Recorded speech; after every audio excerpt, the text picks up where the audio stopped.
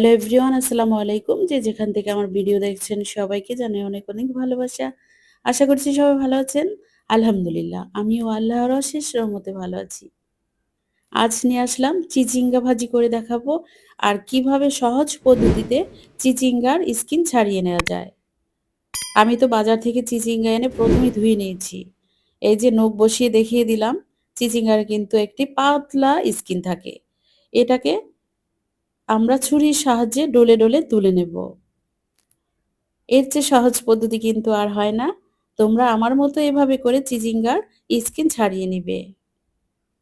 দেখো এই যে তুলে নেওয়া ছিল কিন্তু আগে। আর যারা আমার ভালোবাসার ভিউয়ার্স আপু আছো, আমার ভিডিও দেখছো এখনো লাইক দাওনি, অবশ্যই লাইক দিয়ে পুরো ভিডিওটার সাথে থাকবে। এই তো শুরু করে দিয়েছি আমি চিচিঙ্গার স্কিন ছাড়িয়ে নিচ্ছি। তোমরা লক্ষ্য করতে পেরেছো খুব সহজেই উঠে যাচ্ছে। এতে করে কি বটি দিয়ে চিচিঙ্গা মোটা করে স্কিন ফালানোর কোনো তো প্রয়োজন নেই। একটু ছুরি দিয়ে ডলে ডলেই কিন্তু অনেক সহজে স্কিনটা তুলে নেওয়া যায়। আমি কিন্তু তোমাদেরকে দেখানোর জন্য ছুরিটা ব্যবহার করেছি। আর এই তো হয়ে গেছে আমার স্কিন ছাড়ানো। এটা আমি ব্যাক ক্যামেরাতে পুরোটাই করে নিয়েছি আর ধুয়ে নিয়েছি। এখন আমি বটির সাহায্যে রিং করে ভাজি করে নেব। দেখতে থাকো আমার ভালোবাসার ভিউয়ার্স আপু যারা আছো, তারা অবশ্যই আমার চ্যানেলের পাশে থাকবে, নিপাজ কিচেনের পাশে থাকবে। আর নতুন আপু যারা আছো এবং ভাইয়া যারা আছো, তারা কিন্তু অবশ্যই আমার চ্যানেলটাকে সাবস্ক্রাইব করে দিবে এবং পাশে থাকা বেল আইকনে ক্লিক করে দিবে। আমার ভাজি করা হয়ে গেছে, ব্যাক ক্যামেরাতেই করে নিয়েছি, ধুয়ে রেখেছি। এই যে দেখতেই পাচ্ছ একদম পাতলা পাতলা করে রিং কেটে নিয়েছি। আর এখানে পেঁয়াজ নিয়েছি, কাঁচামরিচ নিয়েছি, পরিমাণ মতো লবণ নিয়েছি, 2টি ডিম নিয়েছি, নিয়েছি শুকনো মরিচ। আমি আজকে ডিম আর চিচিঙ্গা ভাজি করব। অসাধারণ একটি ভাজি, মজাদার একটি ভাজি। লবণ আর চিচিঙ্গা আমি বসিয়ে দিলাম সিদ্ধ করার জন্য। এরপর আমি ডিম দিয়ে ফোড়ন দেব। এখানে কোনো অবস্থাতেই পানি দেওয়া যাবে না, চিচিঙ্গা থেকে পানি উঠবে, সেই পানি দিয়েই কিন্তু সেদ্ধ করে নিতে হবে। আমি তোমাদেরকে দেখিয়ে দিব কতটা পানি বের হয়েছে, ওই পানিতেই সফট হয়ে আসবে। আর এই চিচিঙ্গাগুলো আমার একদম আবাড়তি ছিল, তাই আমি কিন্তু ভিতরের অংশটা খুব সুন্দরভাবে নিয়েছি। যদি বাড়তি হতো তাহলে ভিতরের অংশটা, ওটাকে বোকাও বলে থাকে বা বিচির অংশ বলে থাকে, তোমরা ফেলে দিবে। এই তো দেখতেই পাচ্ছ পানি কিন্তু উঠে গেছে, আমি এখানে কোনো রকম পানি ব্যবহার করিনি। পানিটা শুকিয়ে গেলে আমি ডিম, পেঁয়াজ আর শুকনো মরিচ দিয়ে ফোড়ন দেব।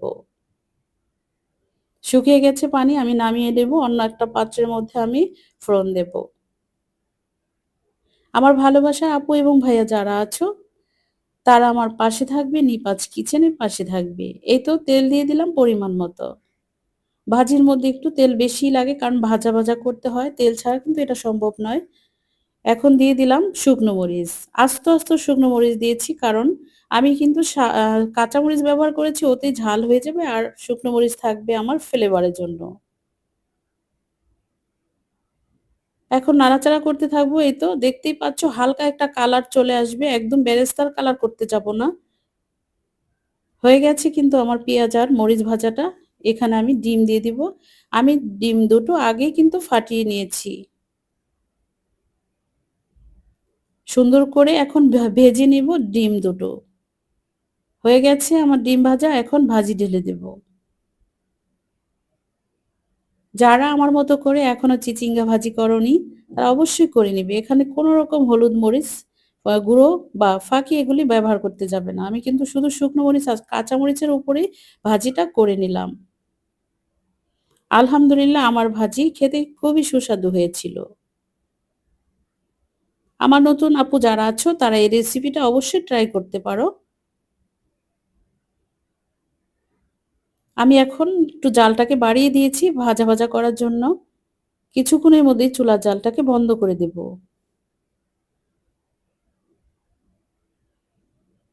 আমার অনেক আপু এবং ভাইয়া লাইক দিতে ভুলে যাও, অবশ্যই লাইক দিয়ে পুরো ভিডিওটা ওয়াচ করবে। তেল উঠে আসছে, এই অবস্থাতে চুলা জালটাকে বন্ধ করে দেব।